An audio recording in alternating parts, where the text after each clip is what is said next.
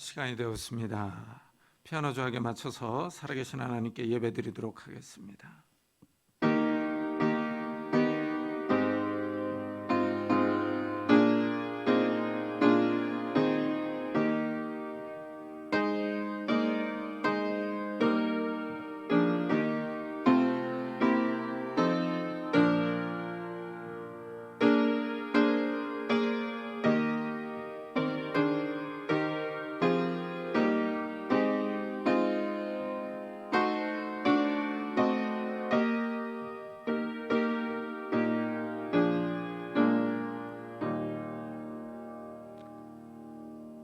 어두운데 빛이 비치라 말씀하셨던 그 하나님께서 예수 그리스도의 얼굴에 있는 하나님의 영광을 아는 빛을 우리 마음에 비추셨느니라. 우리가 이 보배를 질그릇에 가졌으니 이는 심히 큰 능력은 하나님께 있고 우리에게 있지 아니함을 알게 하려 함이라. 우리가 사방으로 우겨쌈을 당하여도 쌓이지 아니하며 답답한 일을 당하여도 낙심하지 아니하며 박해를 받아도 버림받지 아니하며 거꾸로 트림을 당하여도 망하지 아니하고 우리가 항상 예수의 죽음을 몸에 짊어짐은 예수의 생명이 또한 우리 몸에 나타나게 하려 함이라. 아멘. 하나님, 정말 우리 이 질그릇에 예수 그리스도라는 보배를 가진 줄을 믿습니다.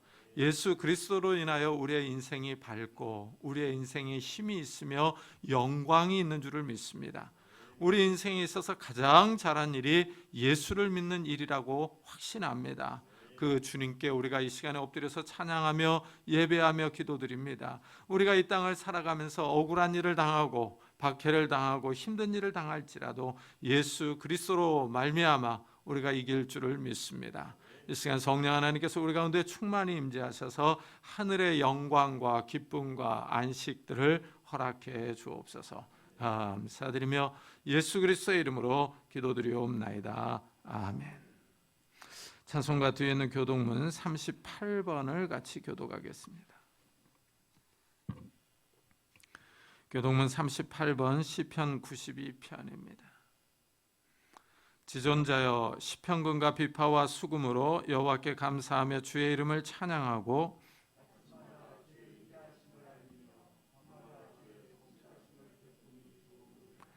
여호와여 주께서 행하신 일로 나를 기쁘게 하셨으니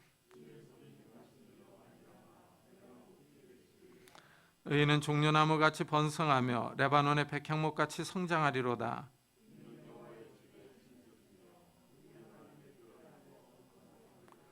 그는 늙어도 여전히 결실하며 진액이 풍족하고 빛이 청청하니 여호와의 정직하심과 나의 바위 되심과 그에게는 불의가 없음이 선포되리로다. 아멘. 사도신경으로 신앙을 고백하겠습니다. 전능하사 천지를 만드신 하나님 아버지를 내가 믿사오며 그 외아들 우리 주 예수 그리스도를 믿사오니 이는 성령으로 잉태하사 동정녀 마리아에게 나시고 본디오 빌라도에게 고난을 받사 십자가에 못 박혀 죽으시고 장사한 지 사흘 만에 죽은 자 가운데서 다시 살아나시며 하늘에 오르사 전능하신 하나님의 편에 앉아 계시다가 저희로서 산자와 죽은 자를 심판하러 오시리라. 성령을 믿사오며 거룩한 공예와 성도가 서로 교통하는 것과 죄를 사하여 주시는 것과 몸이 다시 사는 것과 영원히 사는 것을 믿사옵나이다. 아멘. 우리 다 같이 자리에 앉으셔서 찬송가 272장을 드리겠습니다.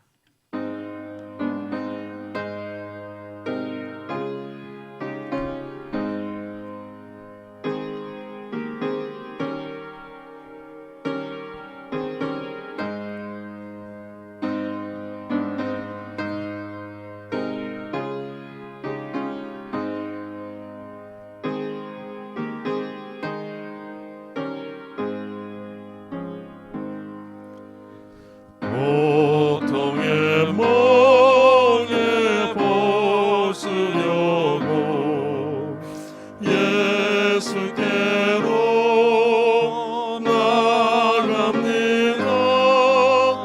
자유와 기쁨 베푸시는 주께로 갑니다. 병든 내 몸이 튼튼하고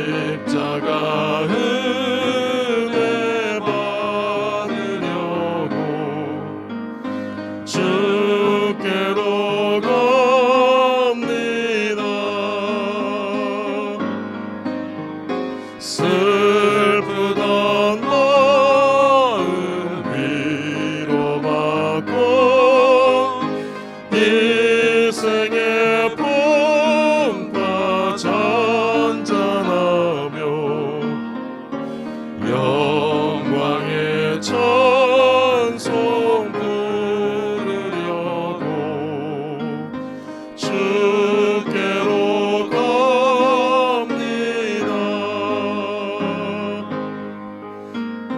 교만한 마음은 내버리고 예수께로 나갑니다. 복되신 말씀 따르려고 주께로 갑니다.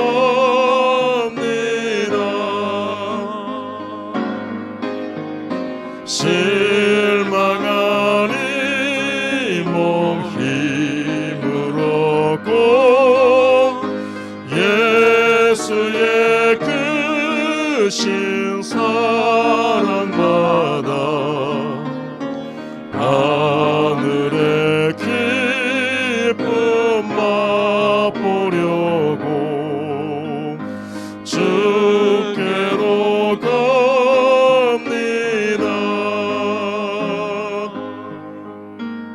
죽음의 길을 벗어나서 예수께로 나갑니다. 영원한 짐을 바라보고 주께로 갑니다.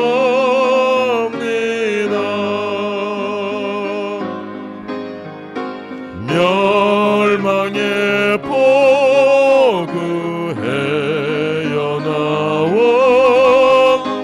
평화의 나라 다다라서 영광의 주를 배우려고 주께로 갑니다.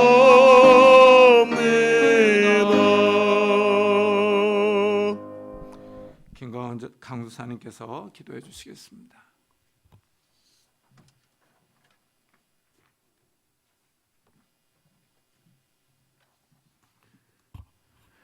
기도드리겠습니다. 이르되 너희는 주의 길을 준비하라. 그의 오실 길을 곧게 하라. 모든 골짜기가 메어지고 모든 산과 작은 산이 낮아지고 굽은 것이 곧아지고 험한 길이 평탄하여질 것이요 모든 육체가 하나님의 구원하심을 보리라. 아멘. 구원의 하나님 감사합니다. 구원받을 자격도 없고 능력도 없는 우리를 불쌍히 여기시고 오늘 또 구원의 자리에 불러주심에 감사드립니다.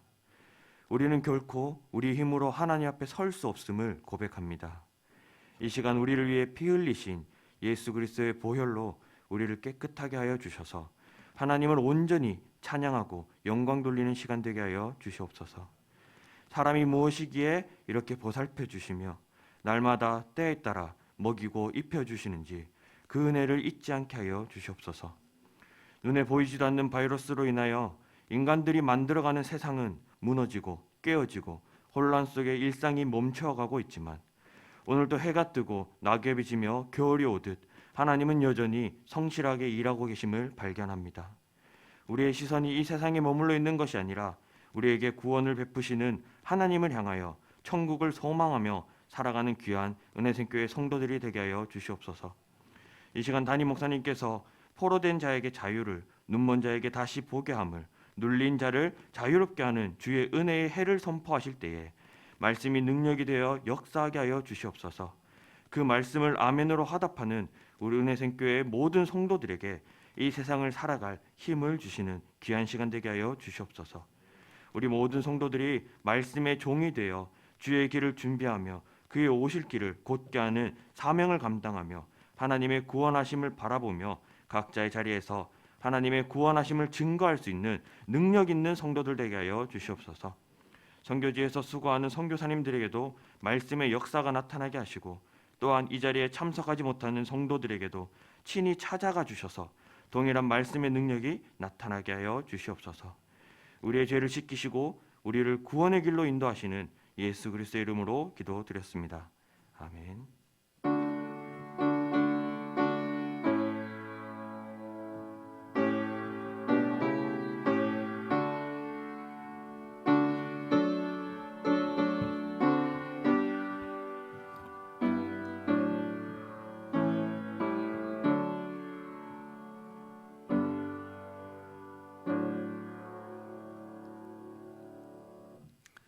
하나님의 말씀은 누가복음 4장입니다.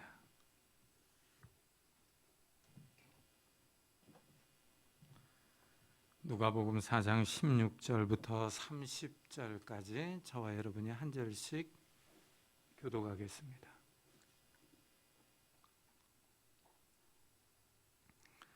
누가복음 4장 16절부터 30절까지 저와 여러분이 한 절씩 교독하겠습니다. 신약성경 93페이지입니다. 예수께서 그 자라나신 곳 나사렛에 이르사 안식일에 늘 하시던 대로 회당에 들어가사 성경을 읽으려고 서심해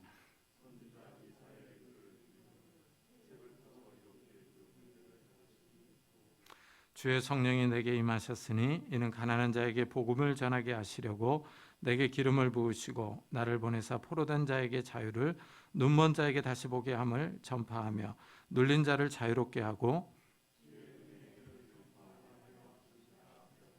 책을 덮어 그 맡은 자에게 주시고 앉으시니 회당에 있는 자들이 다 주목하여 보더라.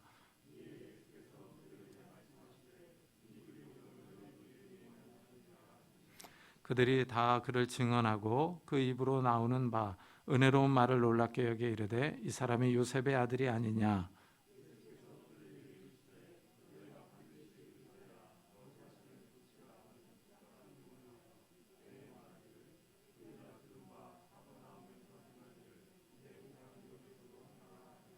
또 이르시되 내가 진실로 너에게 이르노니 선지자가 고향에서는 환영을 받는 자가 없느니라.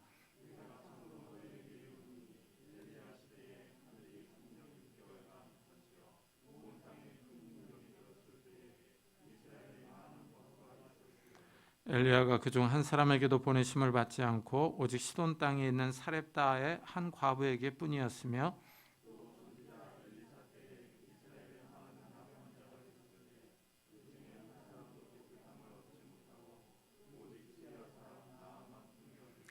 회당에 있는 자들이 이것을 듣고 다 크게 화가 나서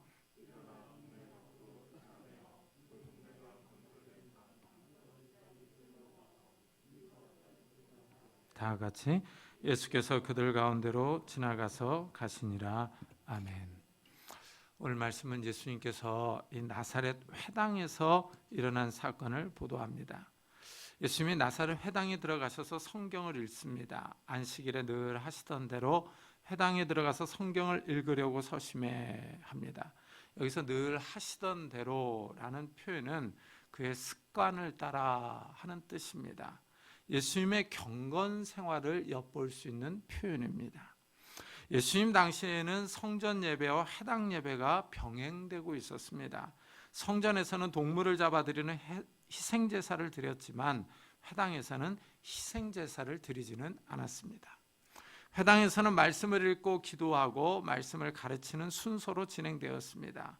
예수님이 안식일마다 회당에 가십니다. 예수님은 예배에 잘 참석하는 습관을 가지고 계셨습니다.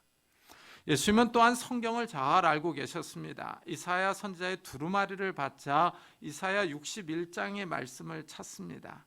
이사야서는 66장으로 구성되어 있는 아주 큰 책입니다. 그 당시는 이 성경이 현대의 책과 다른 형태로 되어 있었습니다. 양피지의 글을 써서 이렇게 둘둘 말아놓은 두루마리입니다. 이 두루마리는 이 말았다가 폈다가 했기 때문에 읽기가 불편합니다. 현대는 인쇄기술이 발달해서 책도 소지하기가 편하고 읽기도 편합니다. 또한 우리가 가지고 있는 성경은 장과 절로 구분되어 있어서 찾기도 편합니다. 하지만 고대의 두루마리에는 이런 장과 절이 없어서 어떤 본문을 찾기가 어렵습니다. 그런데 예수님은 이사야 61장의 내용을 잘 찾습니다. 그만큼 성경을 친숙하게 알고 있었다는 의미입니다.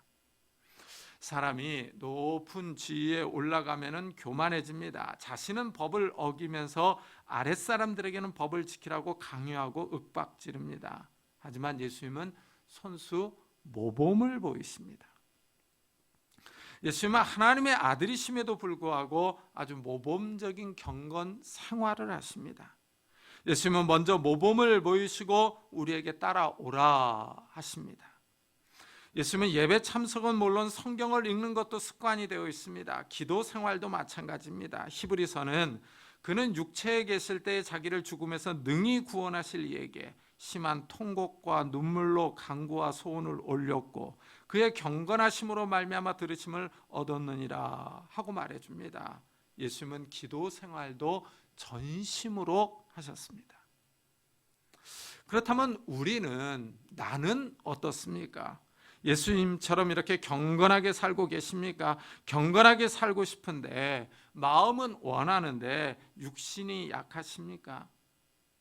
왜 이렇게 우리 주변에는 재밌는 것들이 많은지 모르겠습니다. 스포츠나 예능, 드라마나 영화를 볼 때는 시간이 금방 갑니다. 하지만 성경을 읽으려면 왜 그렇게 힘든지 성경을 읽다가 금방 다른 생각을 합니다.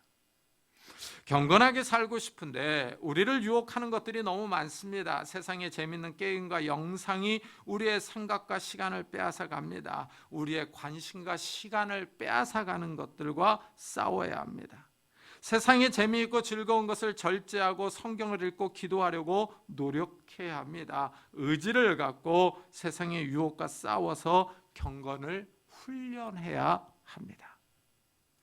예수님이 이사야서 61장 1, 2절을 찾아서 읽습니다. 그리고 이 글이 오늘 너희 귀에 응하였느니라 하고 선언하십니다. 이사야 예언이 오늘 성취되었습니다. 예수님이 이 글을 읽는 그 순간에 이 예언이 이루어졌다는 의미입니다. 예수님이 바로 이사야가 예언한 사람이라는 뜻입니다. 유대인들이 듣기에는 아주 충격적인 선언입니다. 그렇다면 이사야가 예언한 사람이 누구냐 하는 것입니다. 이사야가 예언한 사람은 보통 사람이 아닙니다. 이스라엘이 기대하고 고대하는 인물입니다. 이 말씀이 바로 메시아 예언보문입니다. 먼저 주의 성령이 내게 임하셨으니 이는 가난한 자에게 복음을 전하게 하시려고 내게 기름을 부으시고 하고 말합니다. 이 메시아의 뜻이 기름 부음 받은 자입니다. 이래서 여기에 기름을 부으시고 하는 표현이 나옵니다. 하나님의 일을 위하여 특별히 구별된 사람으로 주로 왕과 제사장에게 기름을 부었습니다. 메시아는 또한 성령이 임한 사람입니다. 거룩한 하나님의 영이 임해서 능력을 부어주십니다. 이사야가 예언한 메시아는 첫째, 가난한 자에게 복음을 전합니다. 이 가난한 사람은 먹고 살 것이 없어서 다른 사람에게 물질의 도움을 받아야 합니다. 메시아는 가난한 사람들에게 복음을 전합니다. 하나님의 영이 메시아 위에 임하는 가장 중요한 이유는 좋은 소식, 기쁜 소식을 전하기 위해서입니다. 흥미롭게도 예수님은 이 땅에 오셔서 주로 갈릴리에서 복음을 전하셨습니다. 이 갈릴리는 가난한 지역입니다. 예수님을 따르는 사람들은 주로 어부들, 세리들, 여인들, 병자들, 창녀들로 가난한 사람들이었습니다. 그 당시 배운 사람들인 바리새인, 서기관, 사두개인, 장로는 거의 예수님을 따르지 않았습니다. 하나님은 특별히 가난한 사람들에게 관심을 갖고 계십니다. 가난한 자들에게 먼저 복음을 전해 주십니다. 이 가난하면 모든 것이 다 불편합니다. 먹을 것은 늘 부족하고 입는 옷은 따뜻하지 않습니다. 잠자는 것도 편하지 않습니다. 가난하고 어렵게 자라면 성격이 단단해집니다. 가난하면 일찍 철이 들고 자립심이 강해지는 좋은 점이 있습니다. 하지만 성격이 나빠지기도 합니다. 가난해서 더 포악해지는 사람이 있습니다. 세상을 경멸하고 증오합니다. 이래서 증오범죄를 일으키고 테러를 일으키기도 합니다. 돈이 없으면 사람들과의 관계가 어렵습니다. 일단 사람이 존중받지 못합니다. 주위 사람들이 가난한 사람을 피하려고 합니다. 늙어서 돈이 없으면 사람의 존엄성을 지키기가 어렵습니다. 사람이 초라해지고 비굴해집니다. 사람이 가난하면 누군가를 의지해야 하며 도와줄 사람을 찾아야 합니다. 하지만 가난한 사람은 의지할 사람이 없습니다. 가난한 사람이라고 무조건 다 복이 있는 것은 아닙니다.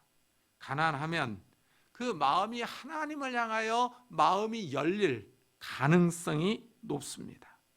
마음이 가난해지는 겁니다. 이래서 예수님은 가난한 자는 복이 있나니 하나님의 나라가 너희 것이며 하셨습니다. 이사야가 예언한 메시아는 둘째로 나를 보내사 포로된 자에게 자유를 주십니다. 고대 사회에서는 전쟁이 많이 일어났습니다. 포로는 전쟁에 져서 사로잡힌 사람입니다. 포로를 잡아서 팔면 돈을 받을 수 있습니다. 승리한 이 군인들의 전리품입니다. 포로는 몸값을 내지 않으면 자유를 얻을 수 없습니다. 포로는 비참합니다. 평생을 노예로 살아야 합니다. 현재 우리나라는 노예 제도가 없습니다. 하지만 과거 조선시대에는 노비 제도가 있었습니다. 노비는 전쟁 포로로 잡혀온 사람들, 빚을 져서 팔려온 사람들, 죄를 지은 사람들, 세습으로 생겨났습니다. 부모 중 한 명이 노비이면 태어난 자녀는 노비입니다. 신분이 세습됩니다. 노비는 개인의 재산으로 상속이나 매매가 되었습니다. 이 포로로 잡힌 사람들은 자유가 없습니다. 구속받는 삶을 살아야 합니다. 개인의 감정이나 기분은 중요하지 않습니다. 주인이 시키는 대로 행동해야 합니다. 주인의 물건이며 재산 목록입니다. 인간 이하의 대접을 받았습니다. 이사야는 메시아가 오면 이런 포로된 자들, 노예들에게 자유를 주실 것을 예언합니다. 이사야가 예언한 메시아는 셋째, 눈먼 자에게 다시 보게 함을 전파하며 하고 말합니다. 이 사람이 앞을 보지 못하면 답답합니다. 사람 얼굴이 어떻게 생겼는지 알 수 없습니다. 만져보고 들어서 상상할 수 있습니다. 그런데 이사야 선지자는 메시아가 와서 시각 장애인에게 다시 시력을 회복시켜 줄 것을 예언합니다. 예수님이 이 땅에 오셔서 많은 맹인을 고쳐주셨습니다. 앞을 보지 못하던 사람에게 빛을 선물로 주셨습니다. 예수님이 날 때부터 맹인이었던 사람을 고쳐주신 후에 내가 세상에 있는 동안에는 세상의 빛이다 하십니다. 예수님이 자기 자신을 세상의 빛이라고 소개하셨을 때에는 이 세상에 어둠이 가득하다는 의미입니다. 세상은 죄로 인하여 어둠이 짙게 내려 있습니다. 이 세상에 구원의 길이 없습니다. 사람은 죄로 인하여 죽을 수밖에 없습니다. 이 세상의 모든 사람은 다 죽음의 길로 나아갑니다. 사람은 태어날 때서부터 죽음을 향해 나아가는 존재입니다. 멸망의 어두운 길로 나아갑니다. 그러나 예수님이 오셔서 구원의 빛을 비춰주십니다. 세상 사람들에게 구원의 길을 알려주십니다. 이래서 예수님이 나는 부활이요 생명이니 나를 믿는 자는 죽어도 살겠고 무릇 살아서 나를 믿는 자는 영원히 죽지 아니하리니 이것을 내가 믿느냐 하십니다. 예수님이 생명을 주시는 창조주이십니다. 사람은 죄 때문에 죽어야 하지만 예수님을 믿으면 예수님이 다시 생명을 주십니다. 사람을 다시 살려주십니다. 예수님이 한 맹인을 고쳐준 사건은 특별한 의미가 있습니다. 시각장애인을 고쳐주신 후에 이렇게 말씀합니다. 내가 심판하러 이 세상에 왔으니 보지 못하는 자들은 보게 하고 보는 자들은 맹인이 되게 하려 함이라. 예수님이 이 땅에 오신 목적을 설명하십니다. 여기서 이 말씀은 육체적인 시력을 보게 하고 보지 못하게 한다는 의미는 아닙니다. 영적인 눈에 대해서 말씀하십니다. 바리새인과 사두개인, 서기관과 장로는 영적인 것을 알고 있다고, 율법을 잘 안다고 큰 소리 쳤습니다. 하지만 그들은 실제로 하나님의 아들인 예수님을 알지 못했습니다. 그들은 볼 수 있다고 큰 소리 쳤지만 실제로 보지 못하는 자들이었습니다. 그들은 예수님을 거절했습니다. 눈이 있었지만 보지 못했습니다. 하지만 영적인 것을 알지 못한다고, 율법의 말씀을 잘 알지 못한다고 무시받았던 사람들은 예수님을 환영하고 따랐습니다. 가난한 사람들, 세리, 병자, 창녀들은 예수님을 구세주로 알아보았습니다. 이들은 영적인 눈이 있었습니다. 예수님을 믿을 수 있는 은혜를 받았습니다. 이들은 하나님의 나라를 볼 수 있었습니다. 이사야가 예언한 메시아는 넷째로 눌린 자를 자유롭게 합니다. 여기서 눌린 자는 억압을 받아서 마음이 부서진 자를 의미합니다. 어떤 억압을 받았는지는 구체적으로 나오지 않습니다. 경제적으로, 정치적으로 압박을 받았을 수도 있고 사회적으로 인간관계에서 압박을 받았을 수도 있습니다. 이 세상은 죄로 인하여 왜곡되어 있습니다. 힘 있는 사람들이 악한 사람을 짓누르고 억압하는 구조입니다. 높은 지위에 있는 사람들은 지위를 이용해서 사람들을 짓밟습니다. 돈이 많은 사람들은 돈의 힘으로 약한 사람들을 이용하며 짓누릅니다. 역사는 항상 강한 자가 약한 자를 학대했습니다. 이렇게 짓눌린 사람들은 힘이 없습니다. 의지할 데가 없는 사람들입니다. 우리나라 말에 화병이라는 말이 있습니다. 마음의 분노와 울분을 억제해서 생기는 병입니다. 치밀어 오르는 우라를 제대로 발산하지 못해서 생기는 병으로 우라병이라고 말하기도 합니다. 이런 우라병, 화병은 다 억울한 상황에서 발생하는 감정입니다. 마음의 심각한 병입니다. 눌린 자들에게 주로 나타나는 증세입니다. 메시아는 이런 억누림에 있는 자들에게 자유를 주십니다. 예수님은 이렇게 경제적으로 사회적으로 눌린 자들을 해방시켜 줍니다. 여기에 나오는 사람들을 한번 잘 보십시오. 가난한 자, 포로된 자, 눈먼 자, 눌린 자입니다. 이들은 의지할 곳이 없습니다. 항상 짓눌려서 마음이 깨진 사람들입니다. 마음이 가난한 자들입니다. 예수님은 이런 사람들에게 복음을 전하시며 하나님을 믿으라고 하십니다. 이 예수님께 삶의 해답이 있기 때문입니다.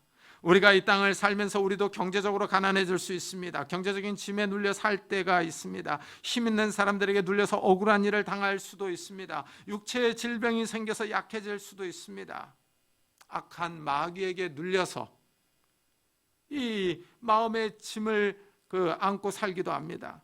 이럴 때 예수님을 찾아야 합니다. 예수님이 우리 삶의 자유와 해방을 주실 수 있는 메시아입니다. 예수님은 눌리고 매여 있는 사람들을 자유롭게 할 수 있는 능력이 있습니다.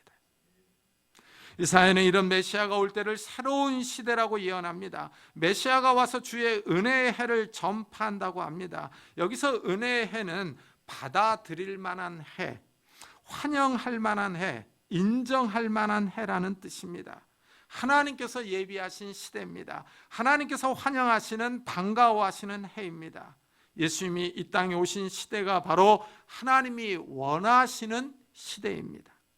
하나님의 아들이 하나님의 뜻을 이루기 위하여 오셨기 때문입니다. 예수님이 세례를 받으실 때 성령이 비둘기 같은 형체로 임하셨습니다. 성령이 비둘기 같은 형체로 임한 사건에 주목해야 합니다. 이사야 선지자는 주의 성령이 내게 임하셨으니 하고 예언했기 때문입니다. 예수님에게 성령이 임하셨습니다. 이사야 선지자가 예언한 메시아라는 것입니다. 그리고 한 가지 더 주목해야 할 사실이 있습니다. 예수님이 세례를 받으실 때 하늘에서 소리가 들렸습니다. 너는 내 사랑하는 아들이라 내가 너를 기뻐하노라 하는 음성입니다. 아버지와 아들 사이의 관계가 좋습니다. 예수님이 세례를 받으시자 하나님이 하늘에서 인정해 주시며 환영해 주십니다. 공개적으로 예수님이 하나님의 아들이심을 선언하십니다. 하나님이 예수님을 기뻐하신다고 말씀하십니다. 왜냐하면 아들은 아버지가 기뻐하는 일을 하기 때문입니다. 예수님이 하나님의 뜻을 행하십니다. 예수님이 타락한 인간에게 하나님의 구원의 길을 선포하십니다. 예수님이 이 땅에 오심으로 새로운 시대, 은혜의 시대가 열렸습니다. 하나님의 구원 계획이 실현되기 때문입니다. 이래서 예수님이 이 글이 오늘 너희 귀에 응하였느니라 하고 선언하십니다. 새로운 시대, 은혜의 시대가 시작되었다는 것입니다. 예수님의 이 선언은 마치 대통령이 업무를 시작하는 취임식을 거행하는 것과 유사합니다. 예수님이 이 땅에 오셔서 가난한 자들에게 복음을 전하시고 병든 자를 고치십니다. 귀신에게 눌려있는 자들에게 귀신을 쫓아주십니다. 마음에 화병이 있는 자들에게 은혜를 주십니다. 하지만 유대인들은 예수님을 받아들이지 않습니다. 유대인들은 예수님의 가르침에 놀랍니다. 이들은 놀라기만 하고 예수님을 믿지 않습니다. 그래서 이 사람이 요셉의 아들이 아니냐 하고 묻습니다. 이사야 선지자는 메시아가 오실 것을 예언했습니다. 그런데 갈릴리에서 자라신 예수님이 오늘 이 말씀이 성취되었다고 선언합니다. 예수님이 이사야가 예언한 메시아라는 의미입니다. 나사렛 사람들이 믿을 수가 없습니다. 예수님과 같이 자랐습니다. 예수님이 목수인 아버지 요셉을 도와서 나무를 자르고 가구를 만드는 것을 보았습니다. 예수님이 유명한 랍비에게 배운 것도 아닙니다. 수도 이 예루살렘 출신도 아닙니다.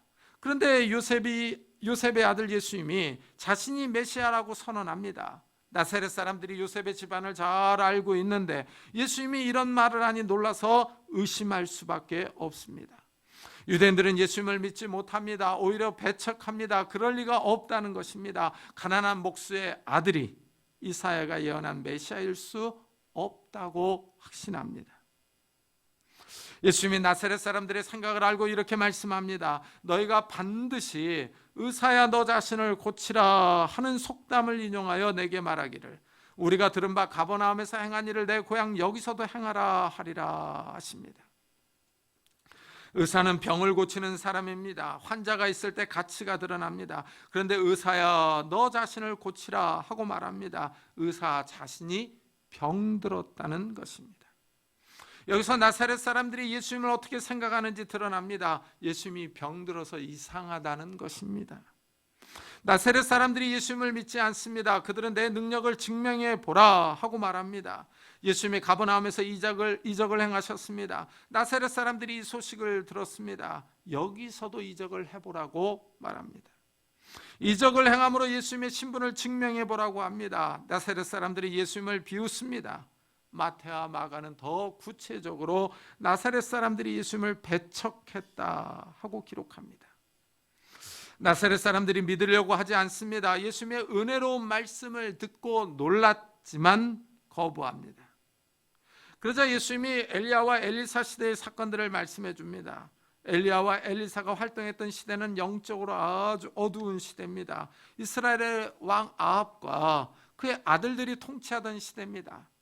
아합은 악명이 자자한 왕이었습니다. 아합이 시돈 여인 이세벨과 국제 결혼을 합니다. 이세벨이 이스라엘로 시집와서 아합을 충동질해서 바알을 섬기자고 합니다. 이스라엘의 바알 종교 정책을 적극적으로 권장합니다. 이때 북왕국 이스라엘이 성대하게 바알과 아세라를 섬깁니다. 아합 왕 때 가장 유명한 사건이 바로 갈멜산의 전투입니다. 여호와를 섬기는 엘리야 선지자 한 사람과 바알 선지자 450명과 아세라 선지자 400명이 전투를 벌였습니다. 바알과 아세라 선지자의 숫자만 850명입니다. 선지자의 많은 숫자는 그만큼 우상 숭배가 이스라엘에 만연했다는 사실을 보여줍니다.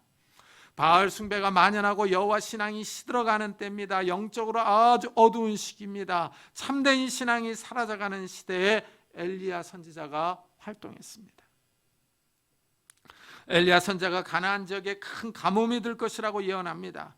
엘리야의 말대로 가뭄이 들어서 먹을 것이 없습니다. 이때 하나님은 엘리야 선지자에게 시돈에 속한 사르밧 과부에게 가라고 명령합니다. 하나님이 사르밧 과부에게 명령하여 엘리야 선지자에게 음식을 주라고 하셨다고 하십니다. 시돈 여인 이세벨이 이스라엘에 시집와서 우상 정책을 시행했습니다. 이래서 하나님이 진노하여 비를 주시지 않습니다. 일찍이 이스라엘은 모세와 언약을 맺었습니다. 가나안 땅에 들어가서 여호와 하나님을 잘 섬기기로 약속을 했습니다. 언약을 잘 지키면 복을 받지만 언약을 잘 지키지 않으면 저주를 받습니다. 그 저주 가운데 하나가 하늘에서 비를 주지 않는 것입니다. 하나님을 배반하여 우상을 섬기면 하늘이 문을 닫아서 비를 주지 않습니다. 이 언약의 저주가 실현된 것입니다. 아합과 이세벨이 바알을 섬기니 하나님이 비를 주지 않습니다. 엘리야 선지자가 이 사실을 선포합니다. 엘리야 선지자가 이 예언을 하고 숨습니다. 이스라엘을 떠나서 시돈 지역으로 도피합니다. 아이러니하게 이세벨의 고향 시돈으로 도피합니다. 엘리야가 사르밧 과부를 만났습니다. 과부에게 물을 달라고 합니다. 여인이 물을 가지러 가려고 하자 올 때 빵도 가져다 달라고 합니다. 그러자 과부는 빵이 없다고 말합니다. 마지막 빵을 만들 수 있는 한 웅큼의 밀가루와 기름이 조금 남았다고 말합니다. 마지막 빵을 만들어 먹고 아들과 함께 죽으려고 한다고 합니다. 엘리야가 두려워하지 말고 빵을 만들어서 그 빵을 먼저 자신에게 가져오라고 합니다. 그 후에 너와 너의 아들을 위하여 빵을 만들라고 합니다. 마지막 빵을 만들어서 엘리야를 주면 하나님이 비가 올 때까지 밀가루와 기름이 떨어지지 않게 하실 것이라고 말합니다. 사르밧 여인은 선택의 기로에 서 있습니다. 마지막 빵을 만들어서 엘리야를 주면 빵을 만들 밀가루와 기름이 없습니다. 마지막 빵을 자신들이 먹을 것인지 아니면 엘리야에게 줄 것인지를 선택해야 합니다. 하나님이 엘리야 선지자를 보내신 때가 아주 절묘합니다. 아슬아슬합니다. 하필이면 그 마지막 밀가루가 남았을 때, 그 마지막 기름이 남았을 때 엘리야가 사르밧 과부를 찾아옵니다. 좀 많이 남았을 때 오면은 마음에 여유가 있었을 겁니다. 근데 그 마지막 순간에 찾아옵니다. 타이밍이 기가 막힙니다. 사르밧 여인이 지혜롭습니다. 빵을 만들어서 엘리야 선지자를 줍니다. 하나님의 말씀을 믿습니다. 사르밧 여인은 도박을 한 겁니다. 어차피 빵을 먹어도 오래 살지 못합니다. 하루나 이틀의 생명이 연장됩니다. 그 후에는 밀가루가 없으니 죽어야 합니다. 그렇다면 하나님의 말씀을 믿고 엘리야 선지자에게 주는 것이 낫습니다. 만일 하나님의 말씀이 사실이라면 살 수 있습니다. 사르밧 여인은 하나님의 말씀을 믿고 과감하게 마지막 빵을 엘리야에게 주었습니다. 이것은 쉽지 않은 선택입니다. 사람은 배가 고플 때 먹을 것에 집착합니다. 생명에 대한 애착이 강합니다. 사르밧 과부는 이런 집착과 애착을 버려버리고 하나님의 말씀을 신뢰합니다. 이래서 사르밧 여인과 아들은 기근해서 살 수 있었습니다. 하나님이 그들에게 비가 올 때까지 먹고 살 수 있도록 복을 주셨습니다. 예수님이 나사렛 고향 사람들에게 이 이야기를 해줍니다. 큰 흉년의 때 이스라엘에 많은 과부가 있었지만 그러나 하나님은 이스라엘 과부에게 엘리야 선지자를 보내지 않고 시돈 지역의 이방 여인에게 보내셨습니다. 예수님은 다시 엘리야 선지자의 후계자 엘리사 선지자의 이야기를 합니다. 엘리사 선지자가 활동하던 시기에 이스라엘에 많은 나병 환자가 있었습니다. 그러나 이스라엘의 나병 환자는 한 사람도 고침을 받지 못했습니다. 이때 수리아 사람 나아만 장군이 이스라엘에 선지자가 있다는 말을 듣고 엘리사 선지자의 집에 찾아옵니다. 그러자 엘리사 선지자는 나와보지도 않고서 요단강에서 7번 몸을 씻으라고 합니다. 나아만 장군이 이 말을 듣고 화를 냅니다. 수리아에도 좋은 강들이 많은데 여기까지 와서 요단강에서 7번 씻으라고 한다고 분노합니다. 그러자 종들이 말립니다. 엘리사 선지자가 더 어려운 일을 하라고 해도 했을 것인데 7번 목욕하라고 하는 것 가지고 그러느냐 하고 말립니다. 나아만 장군이 지혜로운 종들의 말을 듣고 요단강에서 7번 몸을 씻었습니다. 그러자 나병이 깨끗이 떠났습니다. 나아만은 하나님의 말씀에 순종하여 고침을 받았습니다. 예수님이 이 이야기를 해주십니다. 이스라엘에도 많은 나병 환자들이 있었지만 이방 사람 나아만 장군만이 고침을 받았다고 강조합니다.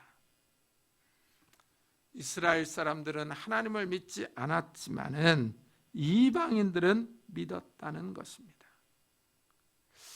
예수님이 이 두 이야기를 하는 의도가 있습니다.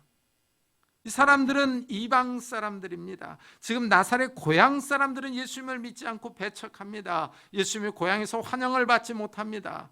유대인들은 예수님을 배척했습니다. 그러나 이방인들은 예수님을 환영할 것을 말씀하십니다.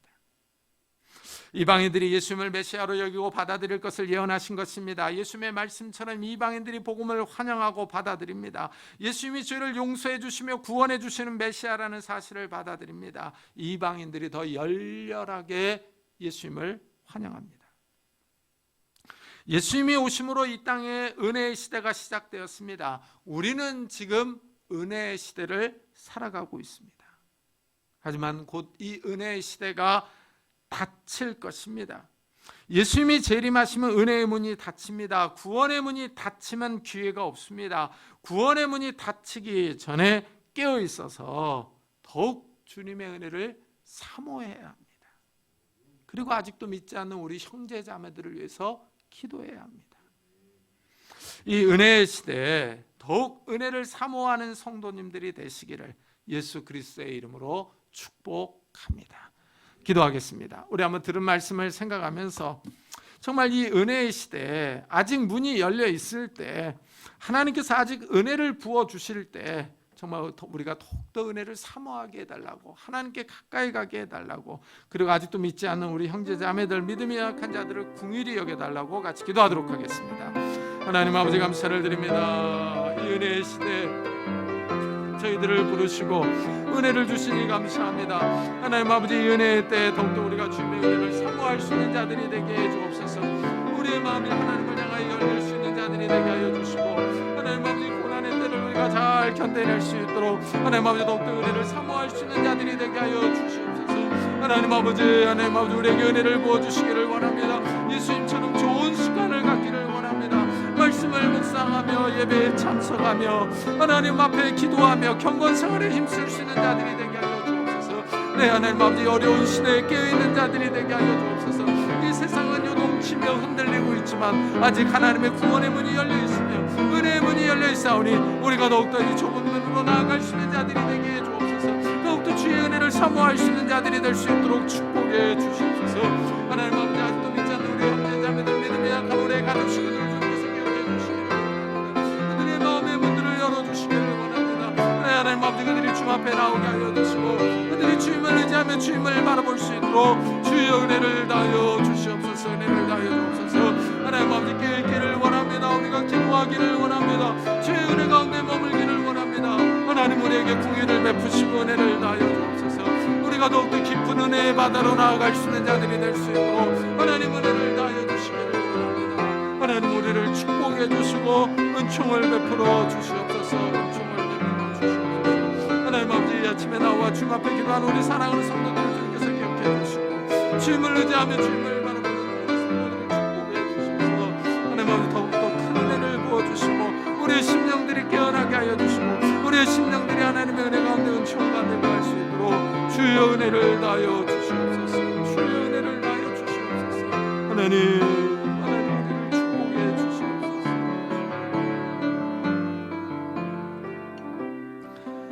우리 이 시간에는 교회를 위해서 기도합시다. 이 교회가 말씀에 바로 서서 이 마지막 때 이 생명의 말씀, 진리의 말씀을 바로 선포하는 귀한 교회가 되게 해달라고, 그리고 이 교회에 속한 모든 권속들에게 은혜를 달라고, 그리고 우리 특별히 오한옥 권사님을 위해서 같이 기도하도록 하겠습니다. 하나님 아버지, 감사를 드립니다. 하나님 아버지, 교회를 위해서 기도합니다. 하나님 아버지, 이 마지막 때 하나님 아버지, 이 교회를 세우셨사오니 하나님 아버지, 이 교회가 깨어있는 귀한 교회가 되게 하여 주시옵소서. 그래서 생명의 말씀, 진리의 말씀을 바로 증거할 수 있는 귀한 교회가 되게 해주시고, 하나님 아버지, 이 교회가 주의 은혜 가운데 은총 가운데 가게 해주시옵소서. 하나님 아버지, 생명의 말씀을 바로 선포하게 해주옵소서. 그래서 하나님, 이 어려운 시대에 많은 생명들을 바른 길로, 진리의 길로 인도할 수 있는 귀한 교회가 되게 하여 주시고, 하나님 아버지, 생명의 말씀을 바로 증거해서 하나님 아버지, 우리의 영혼들이 살아나게 하여 주시고 성도의 영혼들이 정말 살찌며 하나님의 말씀을 깨닫고 하나님 앞에 나올 수 있도록 은혜를 다하여 주시옵소서. 이 교회 속한 모든 권속들에게 은혜를 다하여 주시기를 원합니다. 건강을 주시고 은혜를 주시고 아프지 않게 하여 주시고 산업의 어려움을 당하지 않게 하여 주옵소서. 믿음이 떨어지지 않도록 하나님 은혜를 다하여 주시기를 원합니다. 믿음이 떨어지지 않도록 하나님 은혜를 다하여 주시고 은총을 베풀어 주시옵소서. 은총을 베풀어 주시고 하나님 함께 해주시기를 원합니다. 은혜를 다하여 주시기를 원합니다. 하나님, 특별히 우리 오한옥 권사님을 주님께서 기억해 주시고 마음의 미침을 주시며 하나님 아버지가 영원한 안식에 들어갈 수 있도록 평안한 임종을 허락해 주시기를 원합니다. 평안한 임종을 다하여 주시옵소서. 마음의 평안함을 다하여 주시고 은혜를 다하여 주시옵소서. 은혜를 다하여 주시옵소서. 주여, 주님 은혜를 다하여 주시옵소서. 은혜를 다하여 주시옵소서. 하나님 함께 해주시기를 원합니다. 하나님 함께 해주시고 은혜를 다하여 주시기를 원합니다. 주여, 주님을 베풀어 주시옵소서.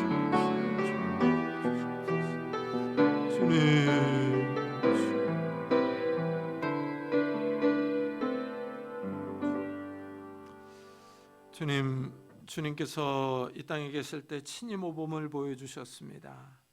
예배에 참석하며 말씀을 늘 가까이 하며 기도하는 경건 생활의 모범을 보여주셨습니다. 정말 우리도 이런 예수님의 모범을 잘 따라갈 수 있는 자들이 되게 해주옵소서. 그래서 이 악하고 음란한 세대 가운데 주의 은혜를 사모하게 하시고, 아직 은혜의 문이 열려 있을 때 우리가 더 큰 은혜를 사모할 수 있는 자들이 되게 해주옵소서. 그래서 우리가 은혜의 사람들이 되게 하시고, 정말 우리 주위의 사람들을 위하여 기도하며 끌어주며 그들을 세워줄 수 있는 믿음의 사람들이 다 될 수 있도록 축복해 주옵소서. 하나님, 우리가 은혜 가운데 강한 자들이 되어서 예수 그리스도의 좋은 군사로 정말 하나님을 영화롭게 하며 기쁘시게 할 수 있는 귀한 성도들이 될 수 있도록 축복해 주옵소서. 하나님, 우리 오한옥군 삶을 주님께서 기억해 주셔서 하나님 편안한 임종을 허락해 주시고 정말 영원한 안식에 잘 들어갈 수 있도록 하나님 은혜를 더하여 주옵소서. 감사드리며 예수 그리스도의 이름으로 기도드리옵나이다. 아멘. 우리 찬송가 286장을 하나님께 드리겠습니다.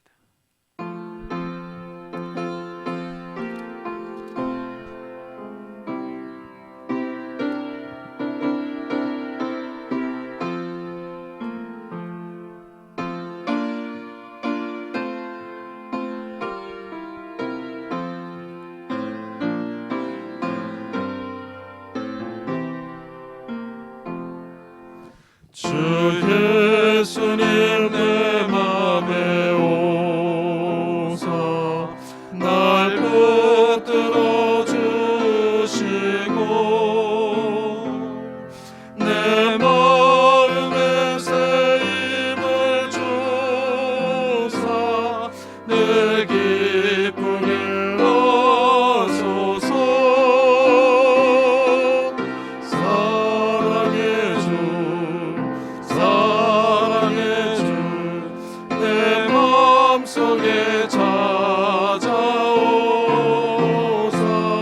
내 모든 죄 사하시고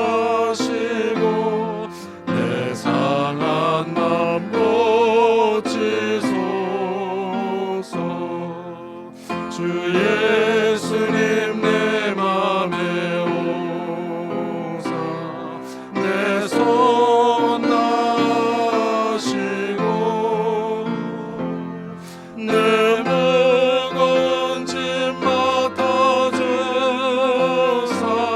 참 평안을 주소서. 사랑의 주 내 맘속에 찾아오사 내 모든 죄 사하시고 내 상한 맘 고치소서. 주 예수님 내 맘에 오사 날 정결케 하시고 그 은혜를 내 맘에 채워 늘 충만케 하소서.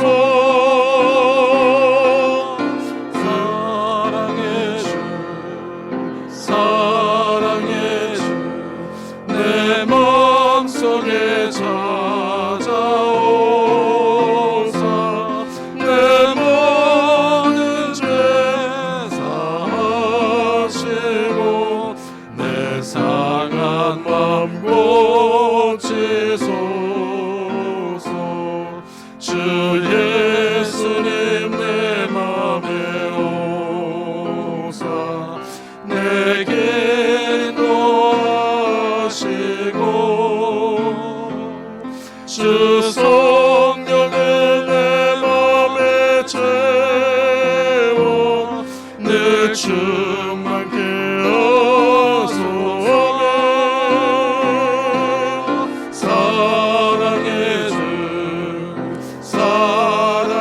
주 내 맘속에 찾아오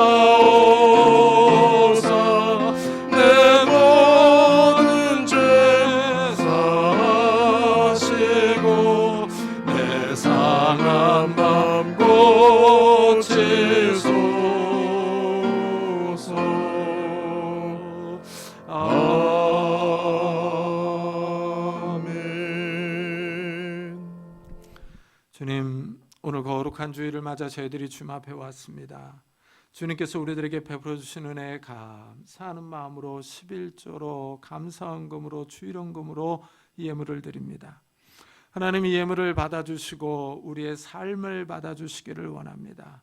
하나님, 우리가 이 물질을 얻기 위해 얼마나 많은 수고와 노력과 노동을 하는지 아시는 주님, 이 예물을 받아주시고 우리의 삶에 찾아오셔서 우리에게 복을 주시기를 원합니다. 하나님, 우리에게 건강을 주시고 지혜를 주시고 능력을 주시고 은혜와 복을 허락해 주셔서 우리의 손으로 하는 모든 일들이 열매를 맺게 하시고 우리가 수고한 대로 먹을 수 있도록 축복해 주옵소서.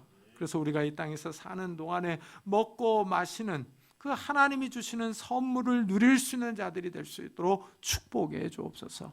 하나님, 우리가 먹을 것이 부족해서 다른 사람에게 꾸러가지 않도록, 아쉬운 소리 하지 않도록 은혜를 더해 주시고, 정말 우리가 다른 사람을 꾸어주고 도와주며 선교하며 구제할 수 있는 넉넉한 삶을 살아갈 수 있도록 복을 허락해 주옵소서. 또한 하나님, 우리의 가정들에게 찾아오시기를 원합니다. 부부 사이와 부모와 자녀 사이가 화목하기를 원합니다. 서로 짜증내거나 신경질 내지 않게 하시고 서로를 위로하며 격려하며 세워줄 수 있도록 은혜를 더해 주옵소서. 하나님, 우리의 자녀들을 축복해 주옵소서. 새로 태어난 아이들, 학업 중에 있는 자녀들, 군문에 있는 자녀들, 해외에 있는 자녀들, 하나님, 이들이 어디에 가서 무엇을 하든지 하나님께서 이들을 지켜주시고 건강과 지혜를 주셔서 하나님과 사람에게 칭찬을 받는 자들이 되게 해주시고, 또한 하나님, 이들이 믿음에 바로 서서 하나님을 의지할 수 있는 자들이 될 수 있도록 축복해 주옵소서. 결혼 청년기에 있는 우리 자녀들을 축복하시되 좋은 배우자들 허락하여 주시고, 취업을 준비하는 우리 자녀들에게 은혜를 더하여 주셔서 하나님이 예비하신 곳으로 나아갈 수 있도록 은혜를 더하여 주옵소서. 또한 하나님, 이 수능 시험이 얼마 남지 않았습니다. 하나님, 대학 입시를 준비하는 우리 자녀들에게 지혜와 건강과 인내를 허락해 주셔서 이 마지막 정리를 잘 할 수 있도록 은혜를 더해 주옵소서. 또한 하나님, 새 생명을 위해서 기도하는 가정들마다 하나님께서 태문을 열어주셔서 하나님이 주시는 새 생명들이 있도록 은혜를 더하여 주옵소서. 하나님, 우리의 삶이 하나님 앞에 있습니다. 하나님, 우리에게 찾아오셔서 은혜를 주시고 은총을 베풀어 주옵소서. 주님 앞에 나올 때 육신의 질병으로 인하여 기도하는 성도님들에게 은혜를 주시기를 원합니다. 예수 그리스도의 이름으로 명하노니 더러운 질병들아 다 떠날지어다. 예수 그리스도의 이름으로 명하노니 더러운 귀신들아 떠날지어다. 강건할지어다. 하나님, 건강을 주시고 또한 우리의 마음도 강할 수 있도록 축복해 주시기를 원합니다. 우리의 마음이 답답하여 무너지지 않도록, 우리의 마음이 우울하지 않도록 하나님께서 은혜를 베풀어 주옵소서. 우리 마음에 기쁨과 희락을 주시고 이 힘을 주시고 능력을 주시고 담대함을 더하여 주셔서 우리가 주위 사람들을 위로하며 세워주며 그들을 이끌어 줄 수 있는 믿음의 사람들, 담대한 사람들이 될 수 있도록 은혜를 베풀어 주옵소서. 하나님, 오늘도 복음 사역을 위해 수고하는 우리 선교사들을 축복하셔서 그들이 정말 은혜 안에 강한 자들이 되게 하시고 이 코로나에 걸리지 않고 경제적인 어려움을 당하지 않고 인종차별 당하지 않고 그들이 복음 사역을 통해서 많은 생명들이 주님 앞에 돌아올 수 있도록 축복해 주옵소서. 하나님, 우리가 또 일주일을 나가서 세상에서 살 때 우리에게 힘을 주시고 은혜를 더하여 주셔서 우리가 주님과 늘 통행할 수 있는 자들이 될 수 있도록 축복해 주옵소서. 감사드리며 예수 그리스도의 이름으로 기도드리옵나이다. 아멘. 교회 소식을 알려드리겠습니다. 이번 주에 읽을 성경 본문은 누가복음 5장부터 18장까지입니다. 제가 아는 요한계시록 큰 음녀 바벨론은 편집이 끝나는 대로 올려놓겠습니다. 이제 추수감사절이 11월 21일인데요. 이때 입교와 세례를 받기 원하는 분들은 신청해 주시기 바랍니다. 그리고 이제 수능이 11월 18일인데 얼마 남지 않았습니다. 이 수능 보는 학생들에게 정말 마지막 정리를 잘 할 수 있도록 기도해 주시기 바랍니다. 그리고 오한옥 권사님이 위독합니다. 제가 지난 목요일, 금요일에 계속 다녀왔는데요. 가족들이 금요일에 임종 예배를 드려달라고 그래서 같이 임종 예배를 드리고 왔습니다. 근데 임종 예배를 드리고 나서 이제 저희가 나온 다음에 그 오한옥 권사님이 웃으면서 천국 잔치를 보았다 이런 말씀을 하셨대요. 그러면서 그 가족들이 그 말을 듣고 좀 많은 위로를 받았습니다. 참 저도 그 말을 들었을 때 많이 좀 위로가 되더라고요. 야, 우리에겐 정말 소망이 있구나, 이 말씀이 맞구나 하는 생각이 들더라고요. 그래서 우리 오한옥 권사님이 지금 이제 그 혼수 상태에 계신데 편안한 안식에 들어가도록 기도해 주시기 바랍니다. 그리고 이제 코로나와 이 백신 접종을 하는 분들에게 부작용이 나타나지 않도록 계속 기도해 주시기 바랍니다. 우리 다 같이 자리에서 일어나셔서 살아계신 주 부르고 예배 마치도록 하겠습니다.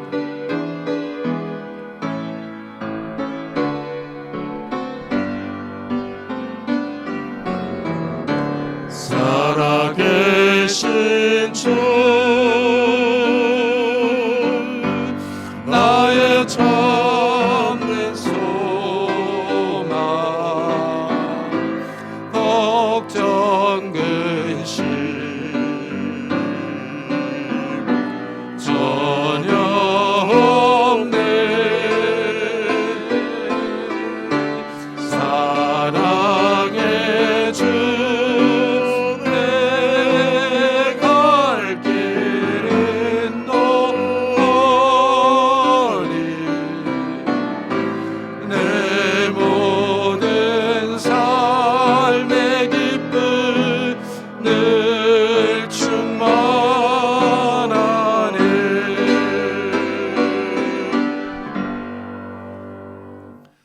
지금은 우리 주 예수 그리스도의 은혜와 하나님의 사랑과 성령님의 교통하심이 아직 구원의 문이 열렸을 때 더욱더 주의 은혜를 사모하며 주의 은혜를 위하여 기도하며 말씀 묵상하며 경건 생활에 힘쓰기로 다짐하며 돌아가는 우리 사랑하는 성도들과 가정과 산업과 교회 위에 지금부터 영원토록 함께 하시기를 간절히 축원하옵나이다. 아멘.